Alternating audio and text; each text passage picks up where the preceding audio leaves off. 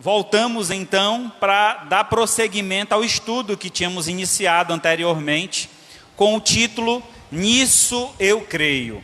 Então há uma base, um estudo doutrinário que é importante que seja firmado, que a gente esteja realmente convicto, para que então não sejamos abalados por falsas doutrinas ou falsos mestres.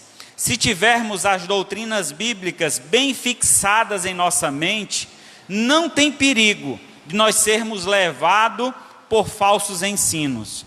Então o estudo das doutrinas bíblicas é extremamente importante para que estejamos preparados para responder a todos quanto pedirem conta da nossa fé, no que realmente nós cremos, como cremos. Isso é importante.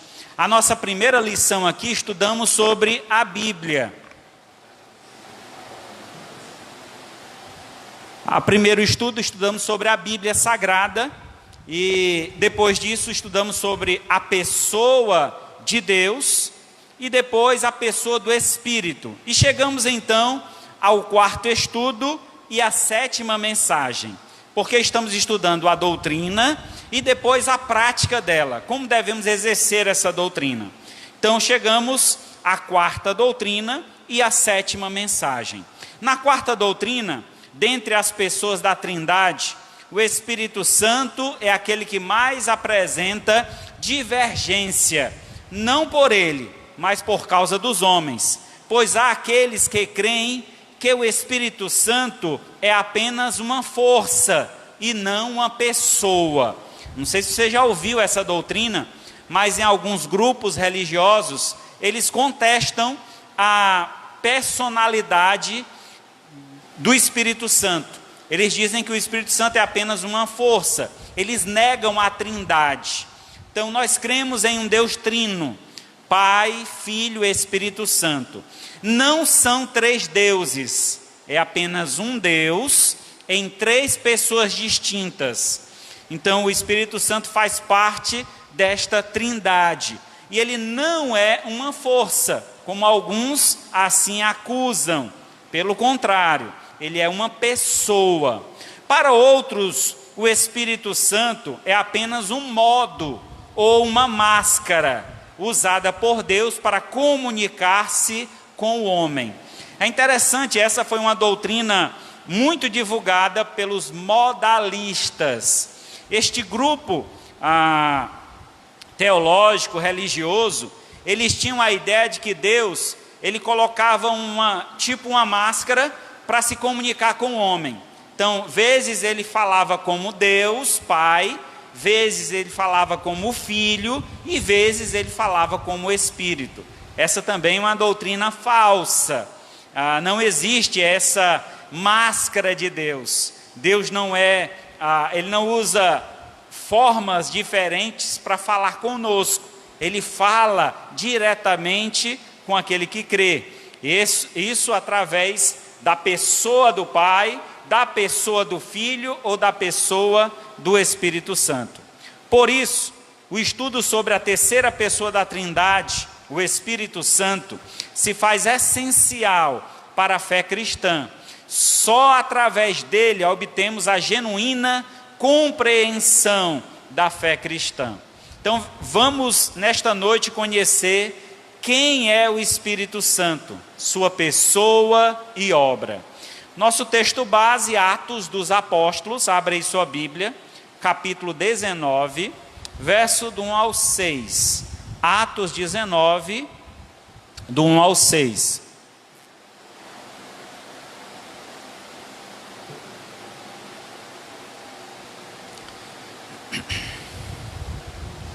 Amém? Todos encontraram? Atos, capítulo 19, versículo do 1 ao 6, diz assim a palavra do Senhor. Aconteceu que, estando Apolo em Corinto, Paulo, tendo passado pelas regiões mais altas, chegou a Éfeso. E, achando ali alguns discípulos, perguntou-lhes: recebestes porventura o Espírito quando credes? Ao que então responderam: pelo contrário, nem mesmo ouvimos que existe o Espírito Santo. Então Paulo perguntou: em quem, pois, fostes batizados? Responderam então eles: no batismo de João. Disse-lhes Paulo: João realizou o batismo de arrependimento, dizendo ao povo que cresce nele, cresce naquele que vinha depois dele, a saber, em Jesus. Este, tendo ouvido isto, foram batizados em nome do Senhor Jesus. Impondo-lhe Paulo as mãos, veio sobre eles o Espírito Santo, e tanto falavam em línguas como profetizavam. Oremos ao Senhor. Maravilhoso Deus e Pai, louvado seja o teu nome. Queremos aqui, Senhor, mais uma vez chegar na tua presença e nesta feita, Senhor, rogar a tua graça, o teu favor sobre nós, que o teu Santo Espírito, ó Pai, nos ilumine, nos dando compreensão sobre o estudo que será aqui apresentado. Que possamos, ó Pai, estar preparados para compreender, aceitar e viver de acordo com a tua palavra. Que esta palavra hoje anunciada seja gravada em nossos corações e nossas mentes, para que assim possamos, ó Pai, viver em concordância com a tua palavra e em obediência a ela. Pois é em nome de Cristo que nós pedimos e agradecemos. Amém. Graças a Deus. É interessante a passagem que nós acabamos de ler, onde Paulo encontra um grupo cristão. Só que esse grupo havia sido evangelizado ou doutrinado por João. João era o primo de Jesus, filho de Isabel, e ele pregava então sobre o Messias, aquele que viria para salvar a humanidade. Ele reconhece Jesus como sendo o Messias e ele batiza Jesus Cristo. Então, era um costume de João que tornou-se o Batista. João, o que batiza, e nós conhecemos como João Batista. Batista não é o sobrenome dele, era o ato que ele realizava. Ele pregava, falava sobre arrependimento e conduzia as pessoas ao rio para que fossem batizadas. O próprio Cristo foi batizado por ele e ele o reconheceu como o Cordeiro de Deus que tira o pecado do mundo. Só que a promessa do Espírito Santo era uma promessa de Cristo. João não conhecia essa promessa, não foi a ele revelada. Então ele pregava sobre Cristo, ele ensinava sobre Cristo. E então os discípulos de João haviam crido em Cristo, mas lhes faltava a compreensão sobre o Espírito Santo. Então aqui Paulo argumenta e questiona como foi que eles receberam o Espírito Santo, se foi no momento que creram. E eles então respondem dizendo aí no verso 2, pelo contrário, nem mesmo ouvimos que existe esse Espírito Santo. Então 2 pontos importantes aqui. A ideia da conversão, que ela vem por meio de Cristo Jesus, quer dizer, a salvação é por meio da crença em Cristo Jesus, mas existe então o batismo com o Espírito Santo, que é o inserir do ser cristão no corpo de Cristo. Então tomamos uma decisão de seguir a Cristo, influenciados pelo Senhor, pelos seus atos, pelo seu amor, e o Espírito Santo, ele é derramado sobre nós, para que então por meio dele possamos fazer parte da igreja do nosso Senhor Jesus Cristo. Então a igreja somos nós. Aquele que não recebe o Espírito, ou que não tem o Espírito, esse tal não é de Deus.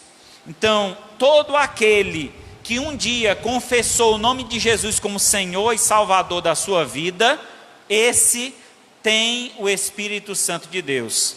Até porque é o Espírito que nos convence do pecado, da justiça e do juízo.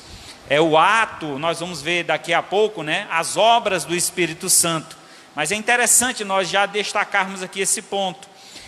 Estávamos aqui no livro de Atos, capítulo 19, um período de transição.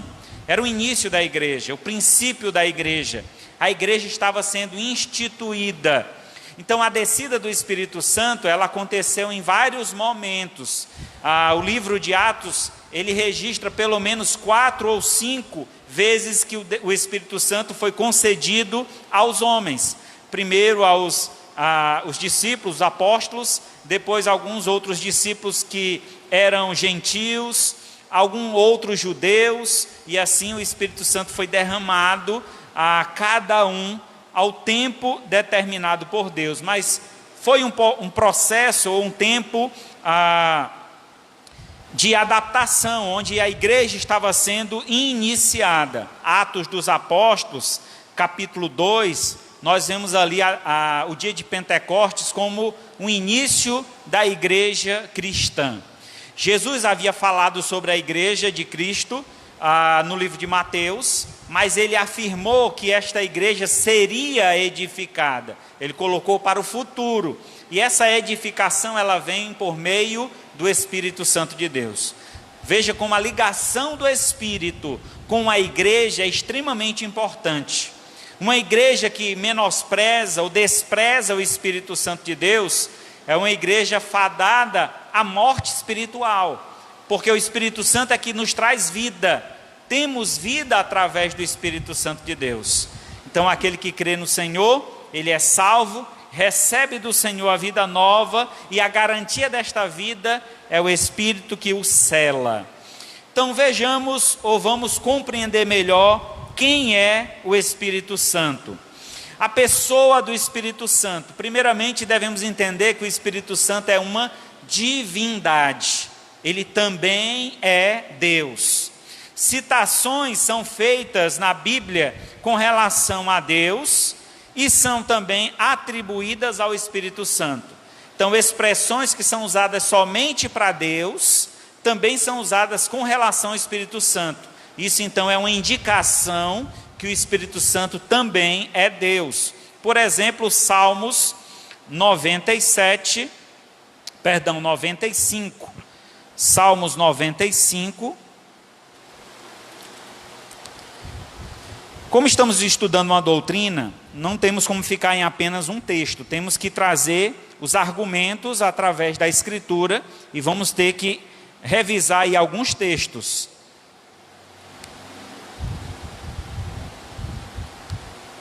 Então é importante que a gente faça essa revisão. No Salmo 95, versículo 7 e os seguintes, diz assim: E dizem, o Senhor não vê, nem disso faz caso o Deus de Jacó. Atendei, ó estúpidos, dentre os povos, e vós, insensatos, quando sereis prudente? O que fez o ouvido, acaso não ouvirá? E o que formou os olhos, será que não enxergará? Porventura, quem repreende as nações, não há de punir? Aquele que os homens dá conhecimento, não tem sabedoria? O Senhor conhece os pensamentos dos homens, que são pensamentos vãos. Bem-aventurado o homem, bem-aventurado o homem, Senhor, a quem tu repreendes e quem ensinas a tua lei. O texto aqui está trazendo uma relação a Deus, a pessoa de Deus, o Deus Pai. Vejamos agora a relação desse texto em Hebreus 3:7. Hebreus 3:7. Veja que o texto diz que todo entendimento, ele vem da parte de Deus. É Deus quem ensina, Deus quem corrige, Deus quem repreende. Em Hebreus 3, capítulo 3, versículo 7, diz assim: Assim, pois, como diz o Espírito Santo, hoje se ouvirdes a sua voz, não endureçais o vosso coração, como foi na provação, no dia da tentação no deserto, onde os vossos pais me tentaram, pondo-me à prova, e viram a minha obra por 40 anos. Então aqui o texto traz uma ligação com relação ao Espírito Santo, no sentido do falar do Espírito, quando ele se expressa a nós, quando ele nos ensina.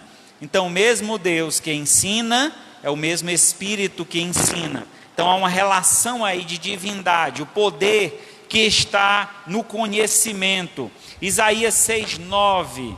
Isaías 6:9.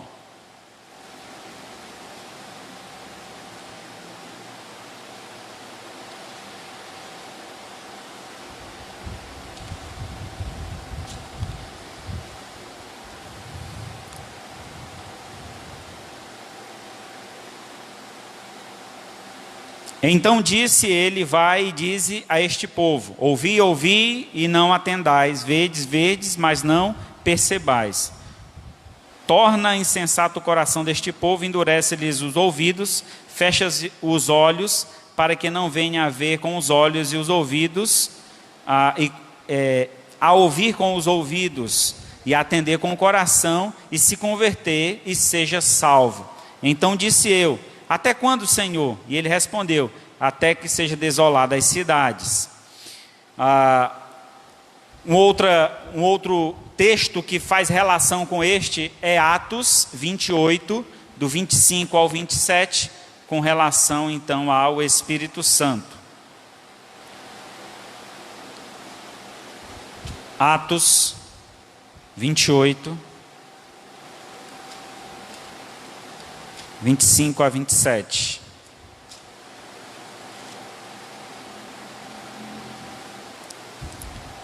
E havendo discordância entre eles, despediram dizendo Paulo estas palavras: bem falou o Espírito Santo aos vossos pais, por intermédio do profeta Isaías, quando disse.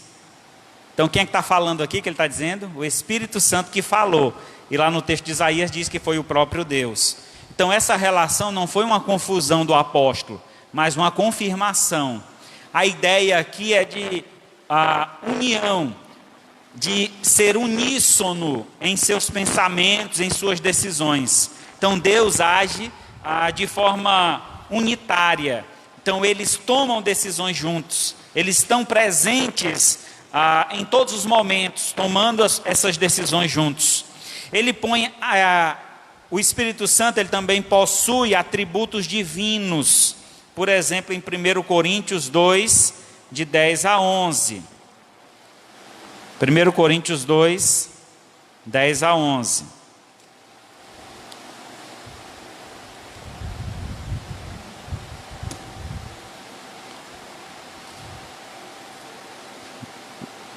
Primeiro Coríntios 2, 10 e 11. Mas Deus vos revelou pelo Espírito, porque o Espírito a todas as coisas prescruta, até mesmo as profundezas de Deus. Porque qual dos homens sabe as coisas do homem, senão o próprio Espírito que nele está? Assim também as coisas de Deus ninguém conhece, senão o Espírito de Deus.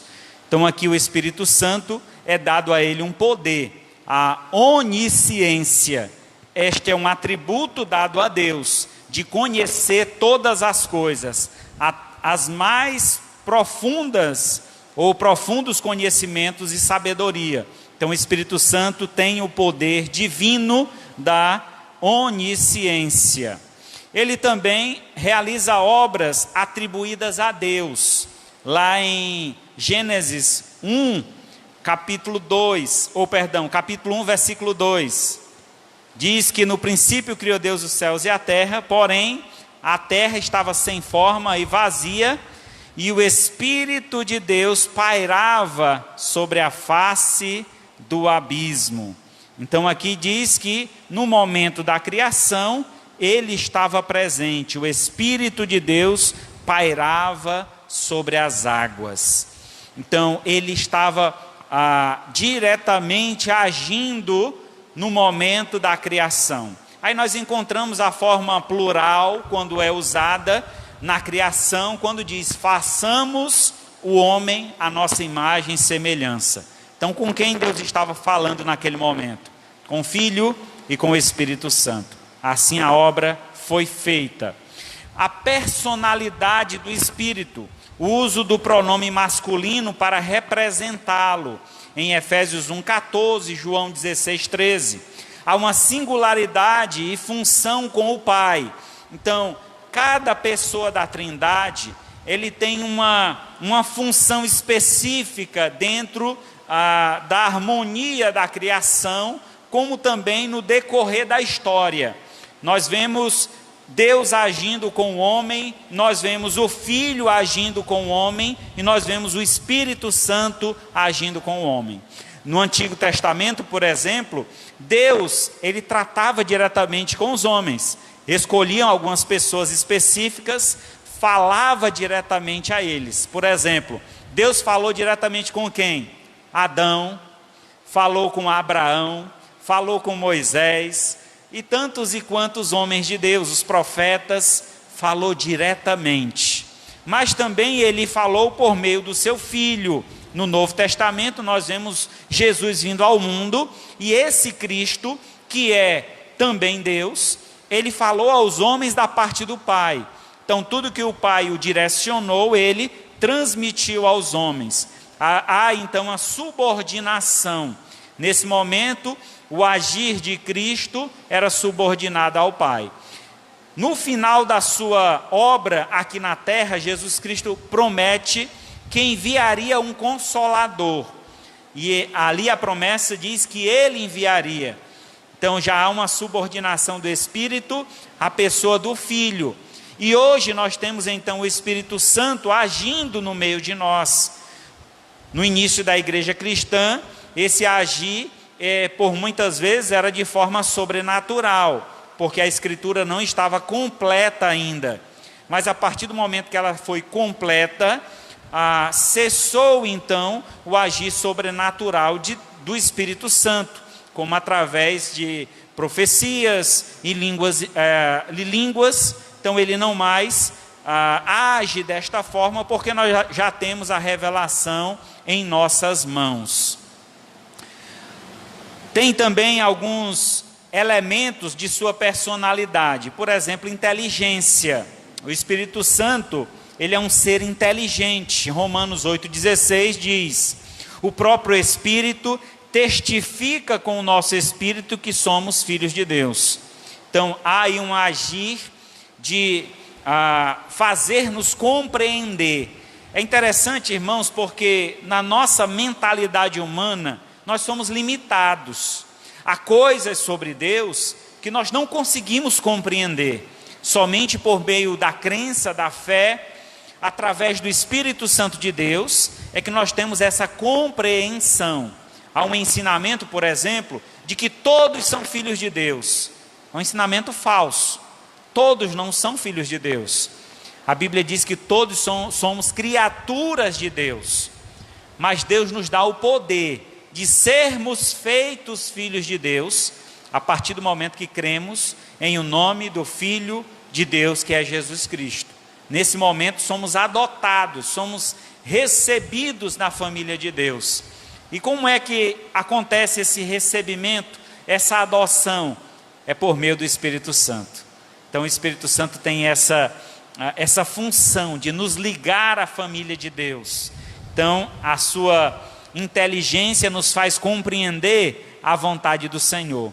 Ele também tem emoções. Efésios 4:30 diz: e não entristeçais o Espírito de Deus, no qual foste selado para o dia da redenção. Então, se podemos entristecer, certamente é uma característica pessoal, de uma pessoa. Nós não entristecemos, por exemplo, um pote, está aqui um jarro. Nós não entristecemos o jarro. Se eu deixar de regar a planta, eu vou entristecer o jarro. Acontece isso? Não. Entristecemos pessoas. E o Espírito Santo pode ser entristecido pelos nossos atos, pela nossa desobediência, por não permitirmos o agir dele em nossa vida. Irmãos, há uma coisa importante a ser destacada com relação a Deus. Deus, ele é um ser muito educado. Ele não invade a nossa vida. Ele bate na porta. Lá em Apocalipse diz: eis que estou à porta e bato. Se alguém abrir, eu entrarei. Cearei com ele e farei nele morada. Assim é que o Espírito Santo age em nós. Muitas vezes a gente vem à igreja, entra, sai e diz: a igreja é muito fria, não sinto a presença de Deus, eu não vejo diferença na minha vida, tantos anos que eu estou indo para a igreja, eu sou a mesma pessoa. Talvez o problema não esteja com a igreja, mas com você próprio, em buscar a presença do Senhor. Isso é algo pessoal, irmãos. Eu não consigo transmitir o Espírito Santo para você, ou influenciar o agir do Espírito Santo na sua vida. É algo que nós devemos buscar, a influência do Espírito em nossa vida. O batismo é uma consequência. Cremos e somos batizados. Mas o agir do Espírito em nossa vida depende de nós. A quantidade de espaço que nós abrimos para o Espírito Santo agir em nós. Muitas vezes, alimentamos tanto a nossa carne, que o nosso Espírito não tem forças para agir. Nós temos falhado com relação a dar espaço ao Espírito Santo. É interessante e importante que nós possamos dar mais influência ou mais espaço na nossa vida para que o Espírito Santo haja e assim ele não se entristeça conosco. Há uma vontade, o Espírito Santo também tem uma vontade. 1 Coríntios 2:11.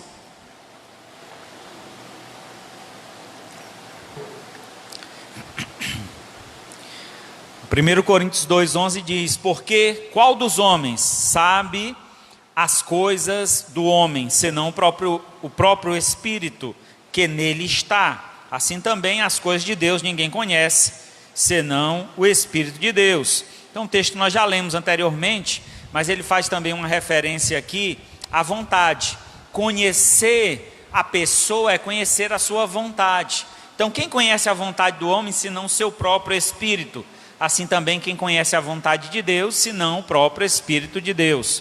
Então nós temos aqui uma relação importante da vontade de Deus, que é revelada através do Espírito Santo. Nós queremos conhecer a Deus, nós queremos viver em obediência à vontade de Deus.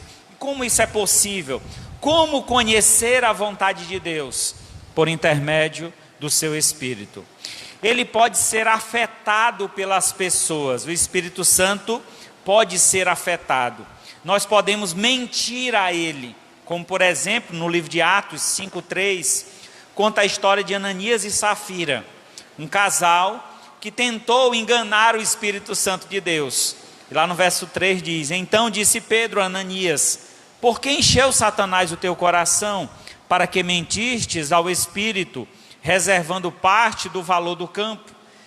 Os cristãos estavam vendendo suas propriedades e entregando os valores integralmente aos apóstolos. E os apóstolos, por sua vez, dividiam esses valores para aqueles que tinham necessidade na comunidade. Então era o início da igreja cristã, os cristãos estavam sendo perseguidos, aqueles que aceitavam a Jesus perdiam suas casas, emprego, família e necessitavam de ajuda. E aqueles que tinham condição, que estavam também sendo convertidos, estavam então dividindo os seus bens com a igreja. E aí Ananias e Safira que quiseram se passar oferecendo um valor, dizendo que havia vendido um terreno por um valor, quando na verdade não havia sido esse valor, tinha sido um outro. Eles não eram obrigados a dar esse valor, era algo totalmente livre, era livre para eles dar ou não, era uma oferta. Mas eles quiseram passar uma imagem, digamos assim, positiva, de reconhecimento, que eles faziam parte, que eles participavam daquela ajuda, e aí tentaram enganar. Disseram que venderam por um valor, quando tinham vendido por outro. E aí foi descoberta essa mentira, e ambos foram mortos, porque mentiram a Deus, mentiram ao Espírito Santo de Deus. Então, nós podemos mentir ao Espírito. Pode-se também entristecê-lo, como já vimos em Efésios 4:30. Pode-se resisti-lo, em Atos 7:51. Homens de dura servir, incircuncisos de coração e de ouvidos, vós sempre resisti ao Espírito Santo, assim como fizeram vossos pais, também vós fazeis. Então, resistir ao Espírito é justamente não dar espaço a ele. É o Espírito Santo nos incomodar. Você já foi incomodado pelo Espírito Santo alguma vez? Já aconteceu isso? De você estar numa situação que precisa tomar uma decisão e você compreende que o Espírito Santo fala ao teu coração que se você for por esse caminho você vai se dar mal, mas você insiste, não, eu vou tentar, e aí acaba dando mal, Então, naquele momento, você resistiu. Você não quis dar ouvidos ao Espírito Santo de Deus. E a consequência disso qual foi? Foi justamente você se dar mal, por não dar ouvidos ao Espírito Santo. O Espírito Santo, ele se comunica conosco. O Espírito Santo fala ao nosso espírito. E é importantíssimo que a gente esteja atento à voz do Senhor. Você quer ouvir a voz de Deus? Pois deixa Deus falar contigo. Dá ouvidos ao que o Senhor tem para te dizer. Às vezes a gente escuta, mas não quer dar ouvidos. Ele fala conosco, mas nós insistimos em viver a nossa vida independente, sem a orientação de Deus, sem a direção de Deus. É importantíssimo que nós não resistimos à vontade do Senhor em nossa vida, quando o Espírito Santo fala ao nosso coração. Pode-se também rejeitá-lo. Em Tessalonicenses, 1 Tessalonicenses 4:8, diz assim: Dessarte, quem rejeita essas coisas, não rejeita a obra de homem, e sim de Deus, que também vos dá o seu Espírito Santo. Então, quem rejeita a palavra de Deus, está rejeitando o próprio Espírito, que age por meio de nós, ou através de nós. Então, nós vimos aqui a pessoa de Cristo. Quem ele é, a pessoa do Espírito Santo, quem ele é. Vejamos então qual a sua obra.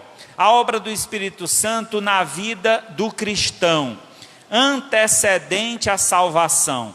Então, o Espírito começa a trabalhar em nossa vida antes mesmo da nossa conversão. Há pelo menos 3 aspectos que ele são pontos destacados do seu trabalho em nossa vida, da sua obra. O primeiro deles é nos convencer. É trabalho do Espírito Santo convencer o homem. É interessante isso. João 16:8. Quando ele vier, convencerá o mundo do pecado, da justiça e do juízo. Então há um trabalho do Espírito Santo em nos trazer a consciência sobre nossas vidas. Cada um de vocês, se colocarem aí a mão na consciência, vão lembrar do dia da sua conversão. E como foi a compreensão sobre o pecado e a necessidade de Deus. Porque o homem só toma uma decisão ao lado de Cristo, porque Deus, através do seu Espírito, agiu anteriormente nele, ou por meio dele. Então, há um agir de Deus em nossas vidas por meio do Espírito Santo, e esse agir, ele inicia-se antes mesmo da nossa conversão, nos trazendo convencimento, fazendo-nos compreender a consequência do pecado, da justiça e do juízo de Deus. O Espírito também testifica a nós, em João 15:26, quando porém vier o Consolador, que eu vos enviarei da parte do Pai, o Espírito da verdade, que dele procede, esse dará testemunho de mim. Então é o Espírito Santo que testifica sobre o Filho de Deus. É ele que nos convence de que só Jesus pode verdadeiramente nos salvar. Quando temos essa compreensão da salvação em Cristo, é a compreensão ou a testificação que o Espírito trabalhou em nossa vida. E também ele nos ilumina. João 16:13. Quando vier, porém, o Espírito da verdade, ele vos guiará a toda a verdade, porque não falará por si mesmo, mas dirá tudo o que tiver ouvido e vos anunciará as coisas que há de vir. Então, a iluminação do Espírito é justamente quando ele tira a venda dos nossos olhos. Quando você lê a Bíblia e você consegue compreender o que está lendo. Vocês lembram daquela passagem na Escritura do Felipe, um discípulo de Cristo, e o eunuco? O eunuco estava em uma carruagem, em viagem, lendo um trecho de Isaías. E então Felipe acompanha a carruagem, correndo atrás dela, escutando aquela palavra e pergunta: você entendes o que lê? E o eunuco então responde: como eu entenderei se não há quem me explique? Felipe foi levado pelo Espírito Santo naquele momento, foi usado pelo Espírito Santo para trazer compreensão àquele homem. Felipe prega àquele homem, o eunuco compreende a mensagem e ele disse: o que me falta para que eu seja batizado? Ele compreendeu e queria fazer parte do corpo de Cristo, e naquele exato momento mandou que a carruagem parasse, ambos desceram ao rio e ele foi batizado. Naquele momento ele confessa o nome de Cristo como Senhor e Salvador. A Bíblia também afirma que o Deus desse século cegou o entendimento dos incrédulos, para que não resplandecesse a luz do Evangelho. Quem é o Deus desse século? Satanás, o diabo. Ele cega o entendimento dos homens. As pessoas leem a Bíblia, mas não compreendem. E por não compreender, não há como converter-se. Porque a compreensão da Escritura, ela nos ajuda no convencimento, na compreensão, para então haver uma decisão ao lado de Cristo. Então esses atos do Espírito Santo, que vêm antes da nossa conversão, eles são concomitantes. Acontece em um ato, digamos assim, quase que imediato. Então, quando o Espírito Santo nos convence, ele nos testifica e ele nos ilumina. Então acontece ao mesmo momento, ao mesmo tempo. Nós lemos a palavra, aí acende a luz. Agora eu compreendi o que é que a Bíblia diz. Agora eu sei o que é que eu tenho que fazer. Isso é magnífico, como o Espírito age em nós. Mas há também um ato do Espírito Santo que é concomitante. Aí sim, é exatamente na hora da salvação. O que é que acontece exatamente na hora da salvação? O Espírito Santo regenera o homem. Tito 3,5. Não por obra de justiça praticada por nós, mas segundo a misericórdia, que ele nos salvou mediante o lavar regenerador e renovador do Espírito Santo. É interessante, irmãos, o ato de receber ou compreender que nós precisamos de Cristo em nossa vida e reconhecer a salvação em Cristo. Naquele exato momento da conversão, que a gente tem a prática de pedir que você levante a mão, confessando o nome de Jesus, lembre que este momento é um ato simbólico.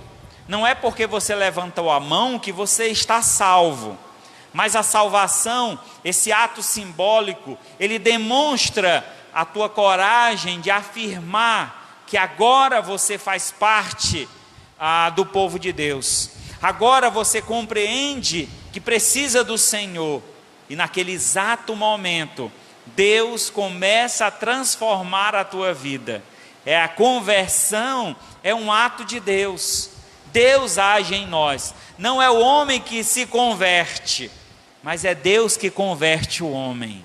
É Ele que nos transforma. A gente apenas reconhece esse valor, esse poder de Deus em nossa vida, mas não é um ato natural do homem, é um ato sobrenatural de Deus. É o agir de Deus através do seu Espírito em nós. Isso se chama regeneração. Um outro ato que acontece exatamente no momento da salvação é o selo. Que selo é esse, pastor? Efésios 1,13. Em quem também vós, depois de ouvirdes a palavra da verdade, o evangelho da vossa salvação, tendo nele crido, fostes selados. Este selo é justamente uma garantia, o penhor da nossa herança. Jesus usa essa expressão penhor. Eu não sei se você já teve que penhorar alguma coisa. Você, por exemplo, não tem dinheiro, você chega a um colega e diz: olha, eu tenho esse aparelho aqui, um celular de última geração, rapaz, segura ele aí, me empresta aí R$100, que eu preciso fazer um pagamento. Assim que eu receber, eu te devolvo os R$100 e pego de volta o meu aparelho. Então, às vezes acontece numa emergência, você tem que penhorar algo valioso. E geralmente, aquilo que se paga é inferior, né, ao valor do produto propriamente dito. Mas com relação a Deus é diferente.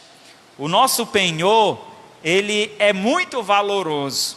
Então, quando Jesus Cristo cumpriu a sua obra salvífica aqui neste mundo, ele prometeu que enviaria o Consolador, que é o Espírito Santo.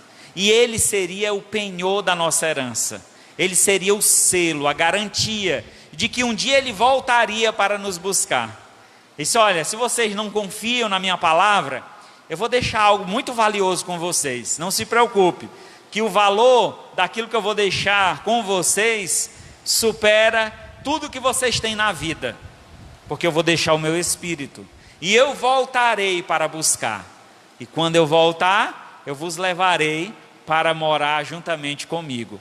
Então a promessa do Senhor é maravilhosa, no sentido de que este selo, essa garantia, esse penhor que é o Espírito Santo, ele habita em nós. E todo aquele que tem o Espírito Santo de Deus irá habitar com o Senhor nos mais altos céus. Então louvado seja Deus por isso. Então, além de regenerar, além de selar, eu já afirmei aqui, ele habita em nós. 1 Coríntios 6,19. Acaso não sabeis que o vosso corpo é santuário do Espírito Santo que está em vós, o qual tendes da parte de Deus, e que não sois de vós mesmos? Esse texto ele é muito importante para o cristão, porque nós vemos nos dias atuais quantas pessoas mutilando o próprio corpo, fazendo do corpo o que querem, como por exemplo, indo para os extremos, né? A prostituição, ou o uso de drogas, ou tantas e outras coisas que as pessoas fazem por meio do corpo, e ainda afirmam: eu sou de Deus, eu sou filho de Deus. Entenda, esse corpo, se você é filho de Deus, esse corpo que você tem não pertence mais a ti, porque ele foi comprado por alto preço. Então Jesus Cristo morreu em nosso lugar, ele deu a sua vida por nós, para que a vida que há em nós seja oferecida em gratidão a ele. Então devemos ser gratos pelo que Deus fez por nós, e aí oferecermos a nossa vida a ele. Então assim deve ser a nossa relação com o Senhor, porque este Senhor, ele trouxe a nós um Espírito que habita, trazendo essa segurança, essa garantia de que nós não seremos perdidos. Que então este corpo que nós temos deve ser consagrado, deve ser santificado, para que o Espírito Santo que habita em nós tenha total poder sobre ele. Mas há também um agir do Espírito Santo posterior à salvação. Ele continua iluminando em Efésios 1, 17 e 18, para que o Deus do nosso Senhor Jesus Cristo, Pai da glória, vos conceda o espírito de sabedoria e de revelação no pleno conhecimento dele, iluminando os olhos do vosso coração, para saberdes qual é a esperança do seu chamamento, qual a riqueza da glória da sua herança dos santos. Então Deus tem uma promessa, ele enviou o seu Espírito, e esse Espírito continua agindo em nós. Ele agiu anteriormente, nos trazendo iluminação e compreensão da salvação. Ele agiu no ato da salvação, nos regenerando, nos selando e habitando em nós. E ele continua agindo posteriormente, nos iluminando, para que, tendo a sabedoria divina, possamos agir de acordo com a vontade de Deus. Além disso, ele também intercede por nós. Romanos 8, 26. Também o Espírito, semelhantemente, nos assiste em nossas fraquezas, porque não sabemos orar como convém, mas o mesmo Espírito intercede por nós, e por nós sobremaneira, com gemidos inexprimíveis. É interessante isso, quando olhamos a Escritura, e esse agir do Espírito através de nós. Quantas vezes oramos a Deus, e às vezes falamos coisas que não devíamos. Às vezes até reconhecemos e pedimos perdão. Senhor, me perdoa, não sei nem o que é que eu estou dizendo. Mas graças a Deus que nós temos um intercessor. Quem é que intercede por nós com gemidos inexprimíveis? O Espírito Santo de Deus, através de nossas orações. Então sempre que oramos, o Espírito interpreta o que realmente nós necessitamos. É por isso que às vezes a gente pede as coisas a Deus e não recebemos aquilo que pedimos, mas nós recebemos algo que supera aquilo que nós pedimos. Não era isso que eu queria, mas o que Deus me deu foi muito melhor. Eu de forma bem prática isso, eu tenho um sobrinho que estava estudando, ele queria entrar na faculdade como engenharia da informática. Ele não conseguiu passar, mas ele passou em engenharia da telecomunicação.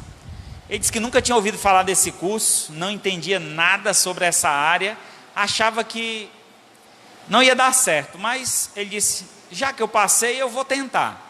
E ele já está há 2 anos estudando a engenharia da telecomunicação, e ele disse que era exatamente o que ele queria, ele só não sabia. Então Deus confortou o coração dele, e hoje ele está fazendo essa faculdade. Ele conversando com ele diz, tio, é muito magnífico, eu estou aprendendo coisas assim que eu nunca imaginaria e que realmente era o que eu gostaria de saber. E Deus tem abençoado ele, graças a Deus por isso. Então é interessante o agir de Deus. A gente pede coisas a Deus e Deus nos dirige ao que realmente nós precisamos. Porque nem tudo que nós pedimos é o que realmente nós precisamos.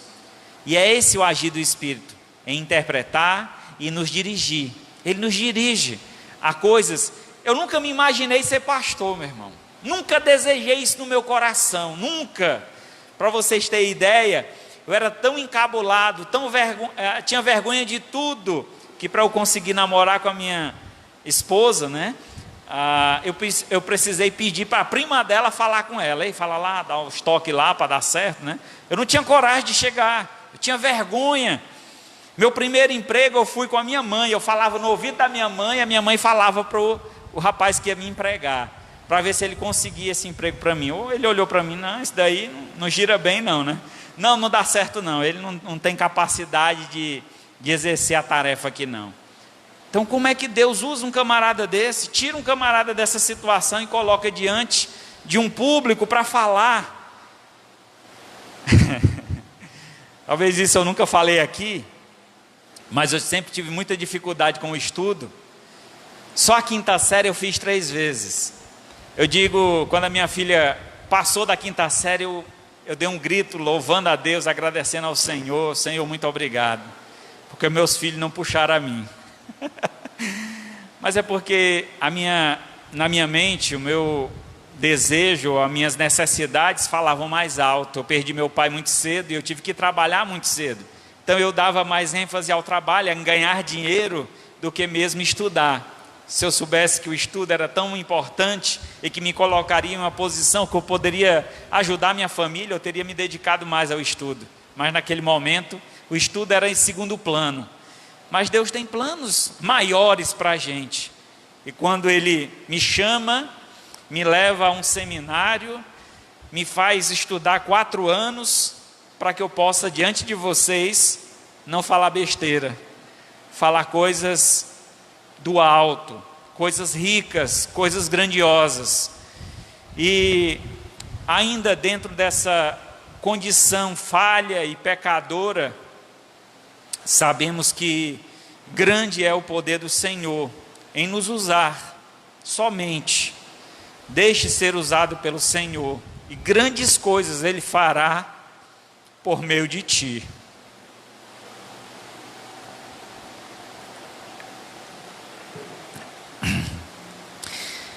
É o Espírito Santo, irmãos, que move o nosso coração. Se hoje estou aqui, se hoje eu falo a vocês, somente através dele, no poder dele. Lamentavelmente, alguns se exaltam, alguns se consideram maior que outros, mas devemos lembrar que se não for o Espírito Santo através de nós, O homem pode ter toda a inteligência deste mundo e ainda acabará fazendo besteira nessa vida.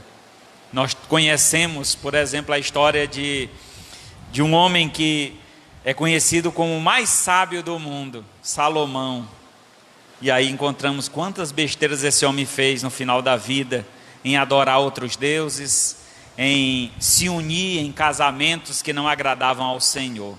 Então é importante que deixemos o Espírito Santo agir em nossa vida, sermos conduzidos por Ele. E eu falo isso, irmãos, porque no meio batista, e principalmente no meio batista regular, há uma compreensão muito pequena do Espírito Santo. E essa compreensão pequena nos faz tomar decisões errôneas, em achar que, eu não posso falar do Espírito, porque o Espírito tem a ver com o pentecostalismo, porque alguém que fala muito do Espírito é um pentecostal. Isso não tem nada a ver, irmão. O Espírito Santo é o Deus que habita em nós, e nós precisamos dele todos os dias. Nós não podemos fazer nada sem o mover do Espírito Santo de Deus. Então tenhamos essa compreensão, possamos absorver este valor tão imenso que o Espírito Santo traz a nós. E este mesmo Espírito é que nos dá todo o poder. Atos 1:8, mas recebereis poder ao descer sobre vós o Espírito Santo, e sereis minha testemunha, tanto em Jerusalém, como em toda a Judéia, Samaria e até os confins do mundo. Atos 1:8, vemos então que no ato que confessamos o nome de Cristo, recebemos Jesus como Senhor da nossa vida, naquele exato momento o Espírito Santo passa a habitar em nós, e nós somos cheios do poder de Deus, para testemunhar, para falar do amor de Deus. Além disso, o Espírito Santo também age em nossas fraquezas, Romanos 8:26. Ele nos santifica, Romanos 8:1. Ele nos concede dons, nós vamos falar mais na frente sobre esses dons.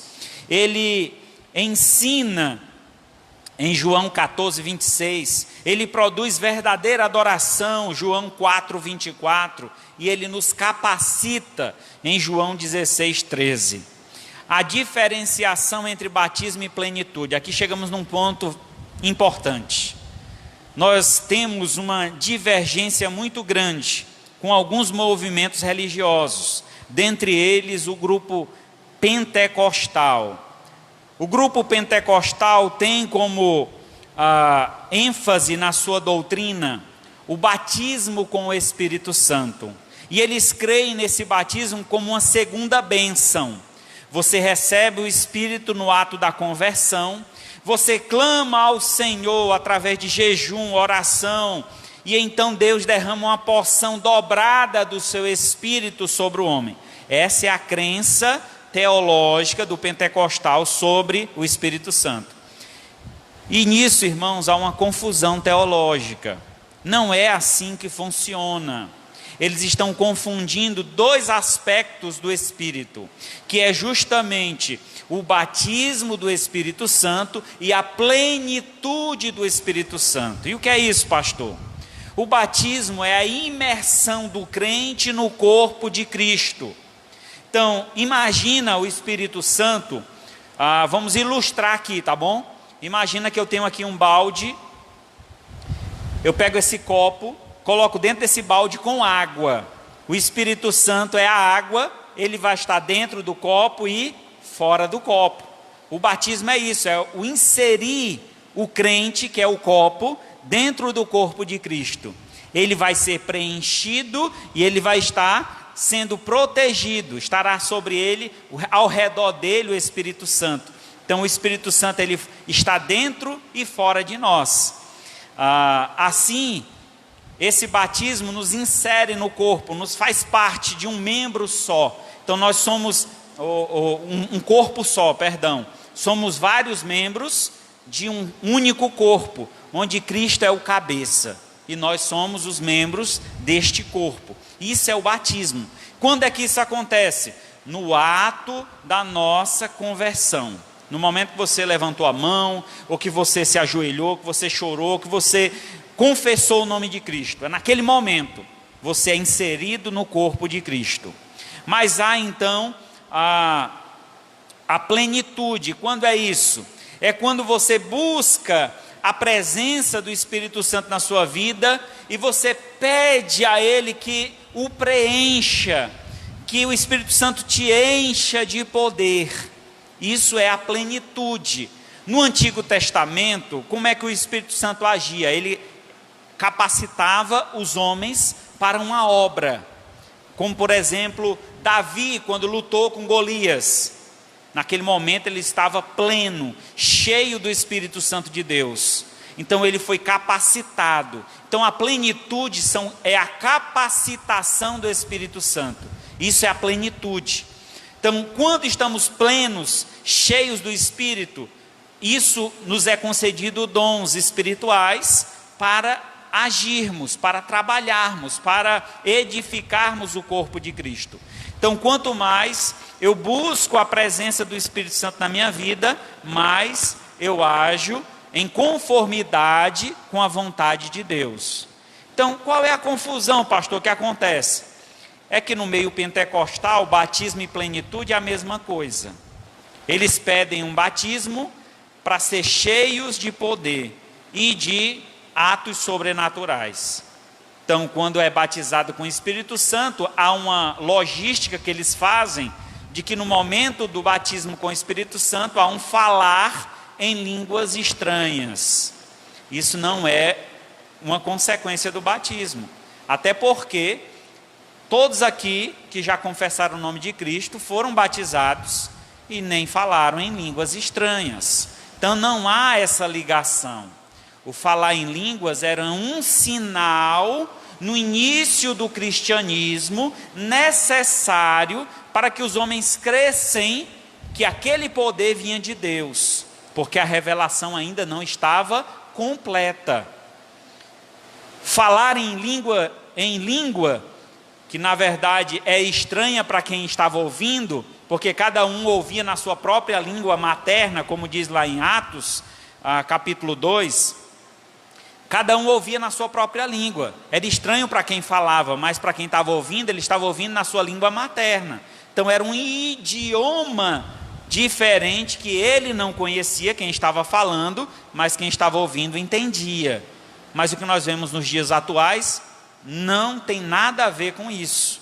As pessoas criam uma língua e essa língua é propagada e anunciada como se fosse uma língua de anjo. Todas as vezes que os anjos estiveram na terra falando com os homens entenderam. Então não existe uma língua de anjo. Se existir uma língua em que os anjos falam, eles não usaram essa língua com os homens. Eles usaram a língua do homem. O homem entendeu tudo que o anjo falou. Quando o anjo falou a Maria, Maria entendeu. Quando falou a Isabel, Isabel entendeu. Quando falou aos profetas, os profetas entenderam. Então, a plenitude é estar cheio do Espírito e ser controlado por Ele. Devemos sempre buscar isso e várias vezes. Veja bem, o que é ser controlado pelo Espírito? É você estar apto, por exemplo, a falar do amor de Deus para outra pessoa. É você, no momento ali no trabalho, onde você está, você pedir: Senhor, me dá compreensão, me dá direção para que agora eu possa falar do amor de Deus para essa pessoa. Você vai lá e o Espírito Santo te faz lembrar de tudo que você conhece, de tudo que você já leu, e Ele usa as palavras na sua boca. Isso é ser pleno, é ser cheio, é estar sendo usado pelo Espírito Santo de Deus. Pelo contrário, que nós vemos em alguns grupos religiosos, as pessoas fora de si, rodando, falando coisas estranhas, fazendo tanta coisa que não vale nem a pena a gente reforçar aqui a ideia, mas vocês entendem o que eu estou dizendo. Aquilo não é plenitude, aquilo não é ser movido pelo Espírito Santo de Deus, porque o Espírito ele age em consonância com o próprio Deus. Ele não vai tirar nós da consciência, Ele quer nos conscientes. O culto que nós devemos oferecer a Deus, como é dito em Romanos capítulo 12, deve ser um culto racional, que a gente tenha compreensão do que está falando, do que está fazendo, e não algo fora de si, porque isso não vai agradar a Deus, nem muito menos aqueles que estão ao nosso redor.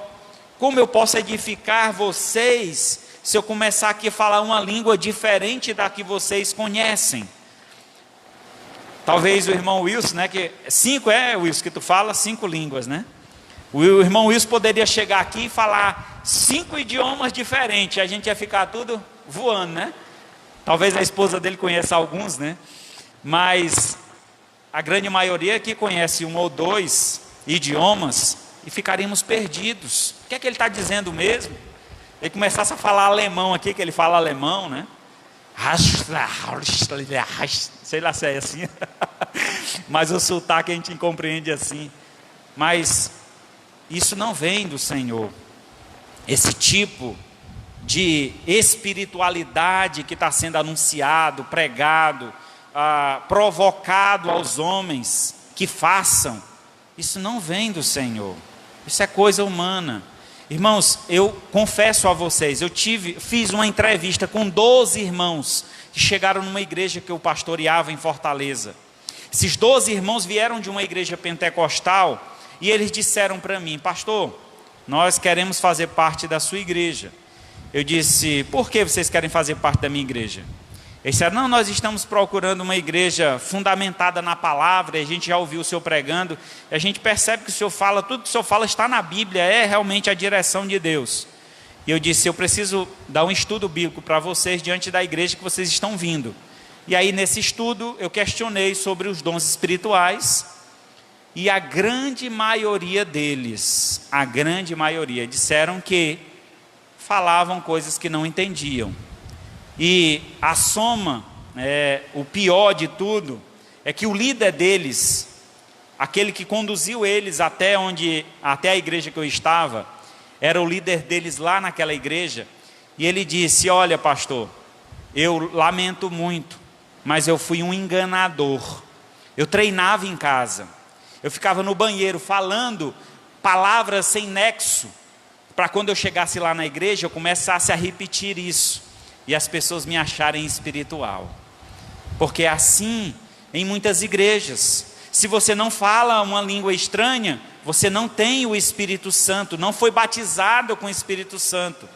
Isso cria nos homens um certo menosprezo. Essas pessoas não são usadas, elas não podem fazer nada enquanto não forem batizadas com o Espírito Santo. É lamentável, é uma pressão muito grande. Eu já presenciei uma igreja, os irmãos vieram visitar uma pessoa muito próxima de mim, fizeram uma roda na casa dela, mãos dadas, botaram ela no meio e disseram: diga glória. Ela: glória. Mais rápido, glória. Mais rápido, glória, glória, glória, glória, glória. Aí ela enrolou a língua e falou alguma coisa lá e disse: amém. A irmã foi batizada com o Espírito Santo.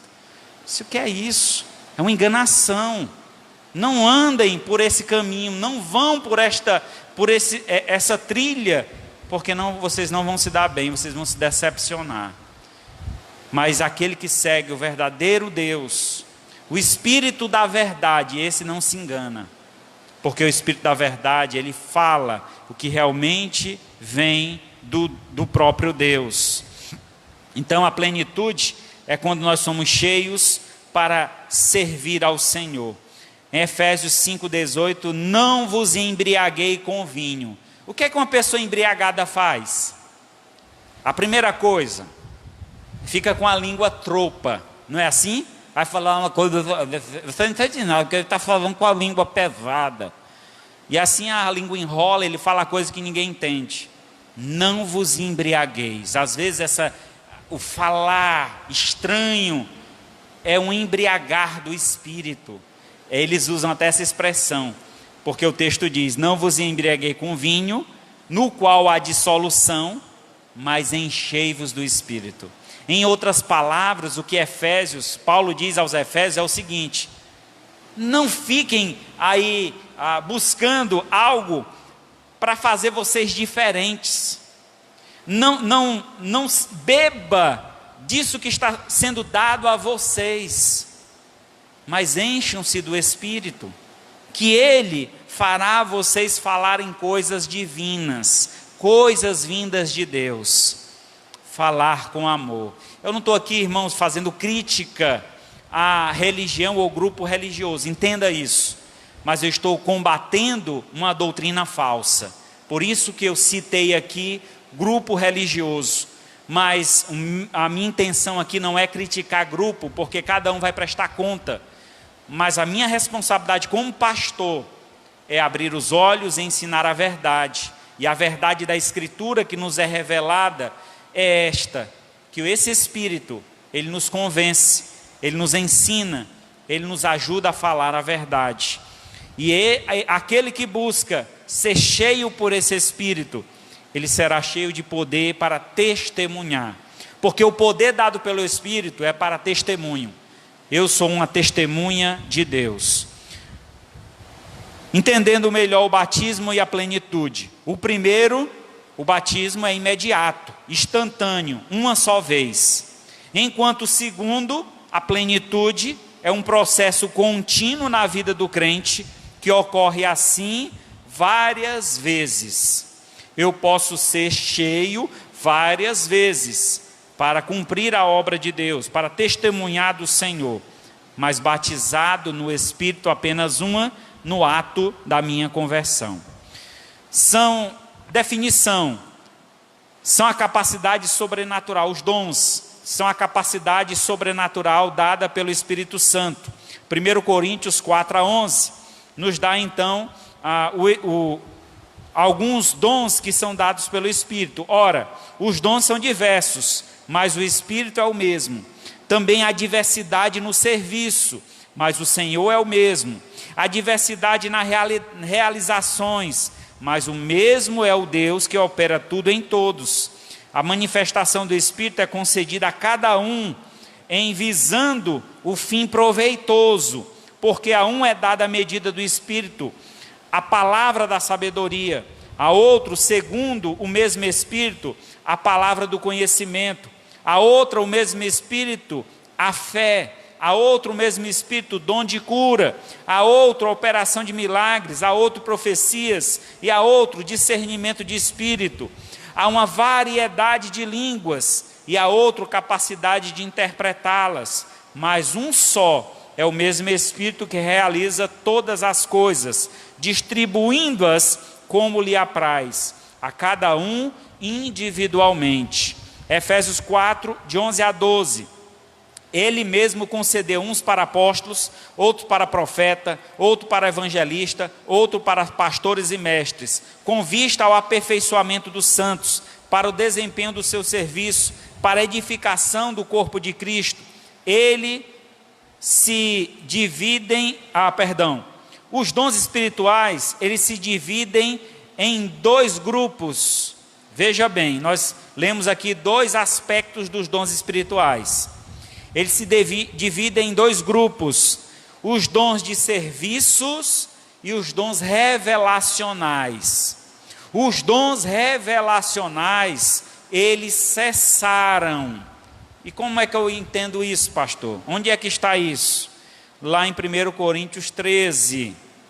Quando vier o que é perfeito, o que é em parte será aniquilado. E o que é o perfeito ali? O perfeito ali não é Cristo. O perfeito naquele texto é a maturidade revelacional. Chegarei um dia em que não era mais necessário os dons espirituais estarem ativos, porque nós teríamos a revelação completa. Há uma maturidade, nós compreendemos hoje que a Bíblia que nós temos é a pura revelação de Deus. Então não há mais necessidade de alguém vir com novas profecias, com novas línguas, falando diferente, porque tudo que Deus quer que a gente saiba já está aqui revelado. Entenda isso.